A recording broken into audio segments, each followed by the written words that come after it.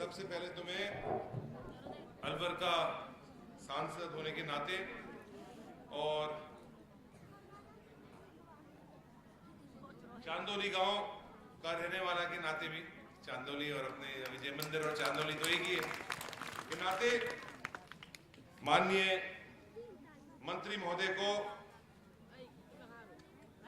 बहुत मैं अलवर के अंदर, श्री रहमान खान साहब को मैं अलवर के अंदर और मेवात का चांदोली गांव के अंदर मैं इनका बहुत स्वागत करता हूं। मेरे साथी एरिंग साहब जो अरुणाचल प्रदेश से हैं, बहुत लंबी इनने राजनीति करी है और बहुत नीचे से जो उनके ऊपर आज राजनीति में पहुंचे हैं, वो राज्य मंत्री हैं माइनॉरिटीज मंत्रालय में, उनका भी मैं बहुत यहाँ अलवर के अंदर स्वागत करता हूं। साथ में हमारे आदरणीय नवाब साहब भी विराजमान हैं मंच पर, हमारे जिला प्रमुख महोदय सफिया खान जी भी, टीकाराम जी जूली साहब, साथ में हमारे ललित के पवार साहब, सब बहुत सारे लोग ललित पवार साहब को जानते हैं क्योंकि जो शहर वाले हैं वो अपना सब नीचे हिला रहे हैं, वो सब जानते हैं कि इनके डायनेमिक ऑफिसर होते हुए काफ़ी इनने जिस विभाग के अंदर रहे वो अपनी छाप छोड़ के गए हैं। जीएस संधू साहब भी उसी श्रेणी के ऑफिसर हैं, बहुत लंबे समय तक हमारे अर्बन डेवलपमेंट अलग अलग विभाग, गृह विभाग के अंदर भी रहे हैं, उनने अपनी छाप छोड़ी है। और ख़ास तौर से मुझे वो याद आता है कि वो जब हमारे पट्टे देने के कार्यक्रम जितने हुए हैं और गरीबों को जो रिलीफ मिली है उनकी वजह से मिल पाई है। विराजमान हमारे अनुराग जी विराजमान है, हमारे डायरेक्टर साहब हुसैन साहब विराजमान है, शिवलाल जी प्रधान साहब विराजमान है, नसरुल खान जी, राजेंद्र यादव जी और मंत्री जी के बिल्कुल साथ ही बैठे हुए हैं हमारे चौधरी भूपन जी जो हमारे समूह के आदरणीय हैं, वो विराजमान है, शमी खान जी विराजमान है, उमरदीन जी, नाम बहुत सारे हैं, योगेश मिश्रा जी, बेनीवाल साहब, हमारे प्रदीप जी, जैन साहब, राम बहादुर जी, गफूर खान जी, अगर आप सब माफ कर दो तो मैं ये 4 लिस्ट है नामों की, ये मैं नहीं पढ़ता हूँ और सीधा ही मैं कह देता हूँ कि सम्माननीय मंच और सभी सरपंच साहब विराजमान हैं, हमारे तिजारा से, रामगढ़ से लोग हमारे साथी विराजमान हैं, उन सबों के नाम ना लेते हुए सीधा मैं संबोधन आप सबों को करना चाहूंगा और खास तौर से इन बच्चों को करना चाहूंगा। सबसे पहले तो मैं बताना चाहूंगा और धन्यवाद देना चाहूंगा, बताना नहीं चाहूंगा, पहले तो धन्यवाद देना चाहूंगा कि ये कार्यक्रम हमारा मेवात के अंदर और चांदोली के अंदर आपने करवाया। इसके मैं खास तौर से बहुत धन्यवाद माननीय मंत्री जी को और पवार साहब को देना चाहूंगा। ये बहुत ऐतिहासिक गांव है, ऐसे गांव आपको देश के अंदर नहीं मिलेंगे जिसके पीछे इतना बड़ा इतिहास छुपा हुआ है। इतिहास को देखा जाए तो कर्नल नासिर हुसैन जो इजिप्ट के राष्ट्रपति होते थे वो चांदोली गांव के रहने वाले थे। नवाब साहब को भी नहीं मालूम, देखा, ये एक बहुत बड़ी बात है हमारे लिए। इसके साथ साथ ये हमारा सिंगल वाटी का 52 गांव का एक तरह से हेडक्वार्टर और एक उनको बहुत बड़ा अंधेरी की बहुत बड़े औहदे से देखते हैं। इसके साथ में ये भी कहना चाहूंगा कि जो चांदोली के लोग हैं, चांदोली के जो हमारे साथी हैं, वो सारे लोग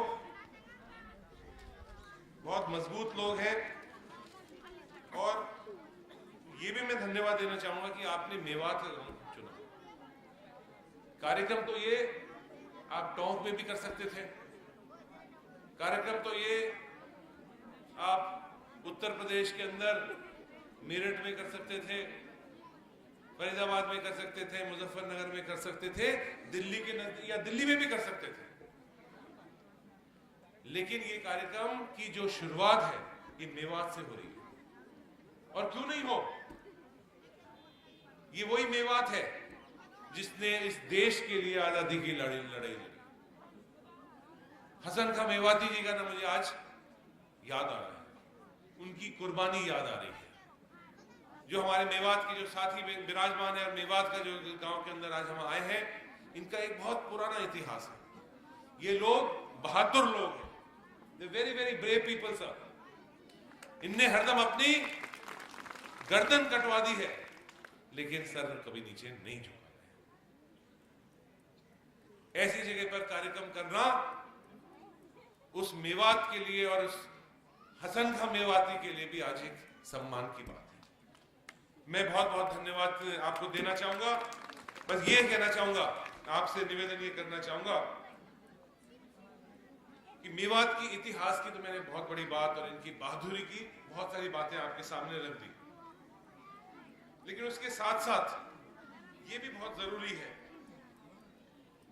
कि आज हमारे मेवात क्षेत्र के अंदर शिक्षा की कमी, रोजगार की कमी बहुत हो गई।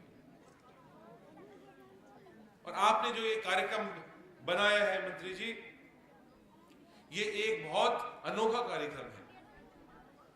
मैं तो अभी मंत्री जी से हेलीकॉप्टर में कह रहा था कि कहीं ये विभाग आपके पास लंबे समय से, आज से 3-4 साल पहले होता तो ये पूरे का पूरा कार्यक्रम सिर्फ चांदोली से शुरू नहीं होता, अभी तक पूरे देश के अंदर लागू हो जाता। तो मैं मंत्री जी को ये भी कहना चाहूंगा कि जो ये कार्यक्रम है, ये कार्यक्रम आपको दुआएं देगा, आपके विभाग को दुआएं देगा, खासतौर से पवार साहब को भी, क्योंकि ये छोटे छोटे बच्चे, अभी मुझे भूपन जी बता रहे थे कि कंप्यूटर तो हमने खरीद के रख लिया, लेकिन वो सिखाने वाला ही नहीं है। रोजा की बात कर रहे थे शायद। तो अब आपको कंप्यूटर भी खरीदने की जरूरत नहीं है, क्योंकि कंप्यूटर भी खरीदा जा रहा है आपके लिए सिखाने के लिए। तो मैं ये निवेदन करना चाहूंगा कि आज सबसे बड़ा जो मेवात क्षेत्र के अंदर सबसे बड़ी कमी है, वो शिक्षा की कमी है, रोजगार की कमी है। इसीलिए आज जो क्राइम बढ़ता जा रहा है, आज हमारे नौजवान साथी घूमते डोलते रहते हैं, काम उनको नहीं मिलता है, काम नहीं मिलने के बाद वो गलत रास्ते पर पहुंच जाते हैं। अभी मुझे इकबाल जी यही बता रहे थे कि ये तो कार्यक्रम जो चल रहा है, ये हमारी नस्लें याद रखेंगी। बिल्कुल सही आपने कहा है, नस्लें याद रखेंगी, क्योंकि ये जो छोटी छोटी बच्चियां, ये छोटे छोटे जो बच्चे बैठे हुए हैं, ये कंप्यूटर सीखेंगे। जमाना गया वो जहां अपन घर बैठे 2 बीघा खेत, 2 बीघा खेत से अपने पूरा घर चल जाता था। अब आप सबों के परिवार बढ़ गए हैं, किसी के में 2-2 बिस्वाई जमीन आती है हक में। तो आज जरूरी ये है कि ये बच्चे और ये बच्चियां अपने पैर पर खड़े रहें, अपने पैरों पर खड़े रहें, और वो ये कार्यक्रम की शुरुआत हो रही है। अलवर से और चांदोली से ये पायलट प्रोजेक्ट शुरू हो रहा है, इसके बाद पूरे देश के अंदर लागू होगा। तो एक तरह से देश की जो इस कार्यक्रम को देश में लागू हो, उसकी चाबी चांदोली के वालों के हाथ में है। अगर यह कार्यक्रम ये सफल हुआ तो ये पूरे देश के अंदर लागू होगा, और अगर सफल नहीं हुआ तो फिर ये सब लोग चांदोली वाले जितने भी आए ना, तिजारा वाले भी आए हैं, रामगढ़ वाले भी आए हैं, लक्ष्मणगढ़ वाले भी आए हैं, अलवर वाले तो हैं ही सारे, अलवर को तो मानते ही हैं हेडक्वार्टर वाले, वो सब कहेंगे देखो चांदोली वालों ने नहीं होने दिया कार्यक्रम। इसलिए मैं सबों से, बुजुर्गों से, माता बहनों से कहना चाहूंगा कि अपने सब बच्चों को पूरा समय दो।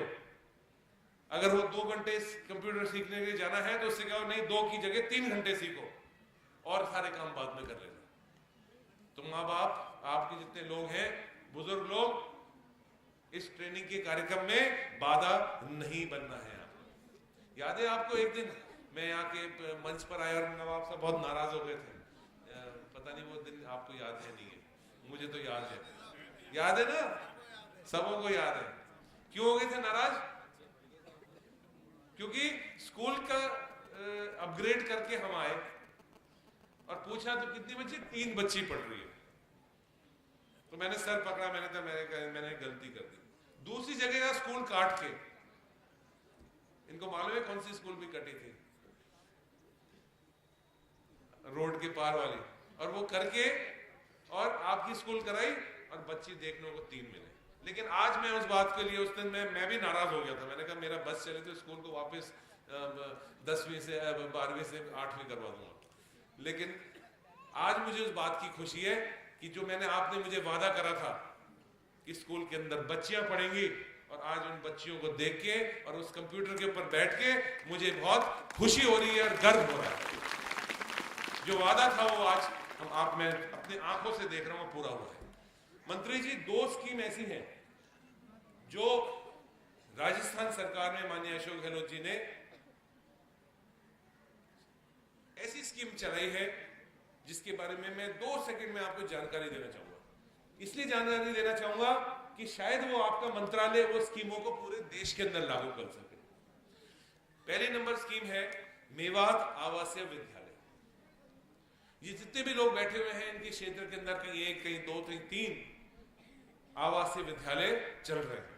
उसमें क्या होता है कि इस गांव के अंदर भी है वो स्कीम। उसमें एक पूरी स्कूल सरकार बनाती है। हमारे पास मेवात विकास बोर्ड का पैसा आता है। उसमें काफी लड़ाई झगड़ा करने के बाद वो पैसा उस मेवात विद्यालय के लिए लगा। उसमें हमने एनजीओ चयन करे हैं और खास तौर से मेवात की ही जो बच्चे बच्ची पढ़ ली हैं उन्हीं को उस स्कूल हवाला कर दिया। वहां गरीब बच्चे, दूर दराज क्षेत्र से लड़कियां, क्योंकि आजकल के माहौल के अंदर लड़कियों को कौन अपने घर से बाहर भेजता है, लेकिन मेवात आवासीय विद्यालय के अंदर गरीब बच्चियां जिनने एक तरह से कहीं रोड भी नहीं देखा होगा, शहर भी नहीं देखा होगा, उन स्कूलों के अंदर पढ़ती है। उनका खाना पीना लाइक बोर्डिंग स्कूल जिस तरह से वहां रहता है, खाना पीना बहुत अच्छी सारी व्यवस्था होती है। सिर्फ हमने 50 लोगों का पहले शुरू किया था, उसके बाद सारी की सारी स्कूल फुल हो गई और कहने लगे कि हमें 500 इस तरह की 100 की फैसिलिटी करिए या 200 लोगों की स्कूल बनाइए।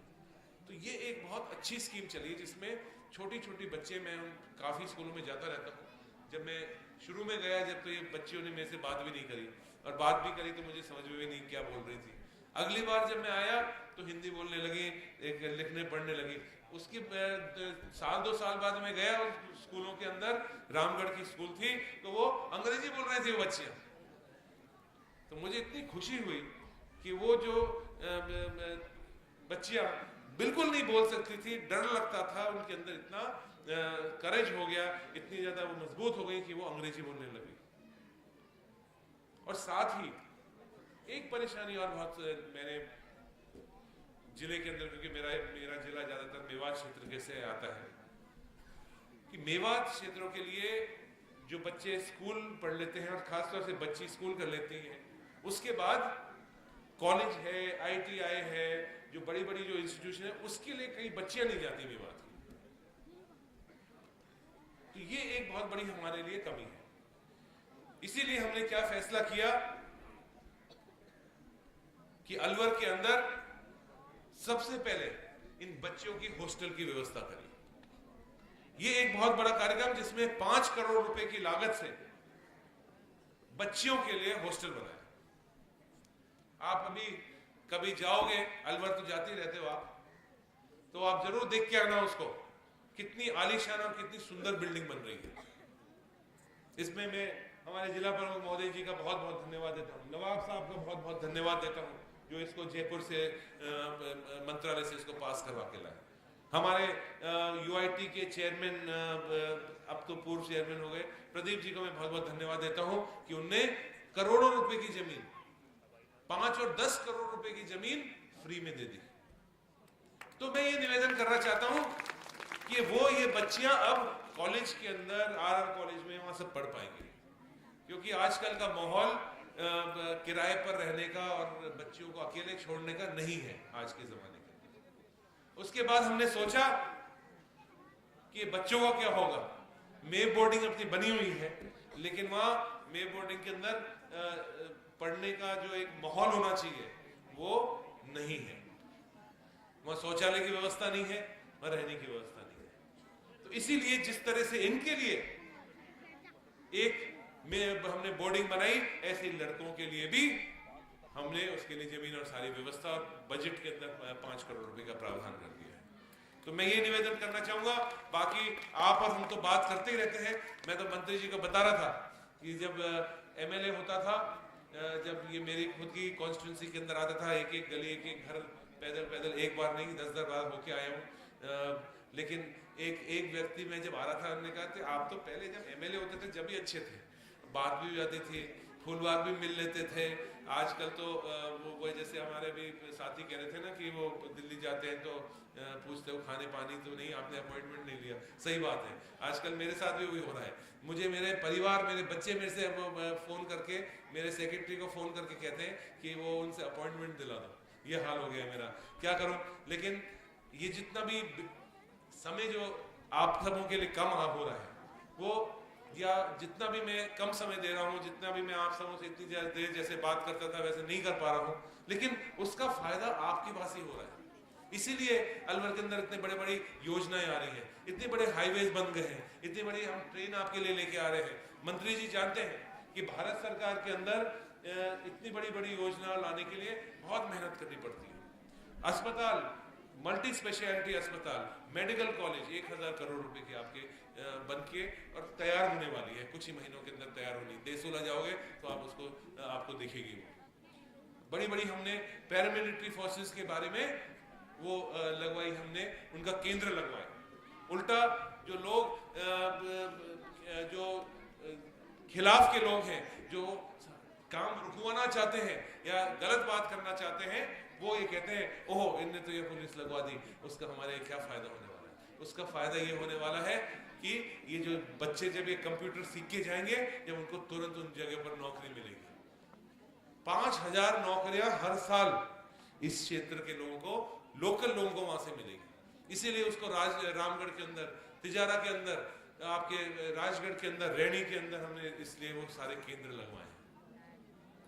तो मैं आपको निवेदन करना चाहता हूं, ये सिर्फ इसलिए हो पाए कि भारत सरकार में माननीय प्रधानमंत्री जी ने, सोनिया गांधी जी ने मुझे मौका दिया मंत्री बनने का, और वो उसका जो फायदा है वो हम अलवर लेके आए। यही बात खत्म करना चाहूंगा, क्योंकि हमारा हेलीकॉप्टर जो वापस है उड़ने का, उसका टाइम थोड़ा सा कम है, तो 2 बजे उसको हमें उसके में जाना पड़ेगा दिल्ली। इसलिए मैं यही मेरी बात समाप्त करना चाहूँगा। और एक बार दिल से भी बहुत आज खुशी हुई है चांदोली आके, क्योंकि ये सारे घर के लोग हैं, अपने चांदोली के हैं, आसपास के जो पूरे इतने गांव हैं, दूसरे विधानसभाओं के लोग हैं, उनसे आज मुलाकात भी हुई, हाथ भी मिलाया, और बहुत बहुत उन सबों से आज मिलकर मुझे खुशी हुई है।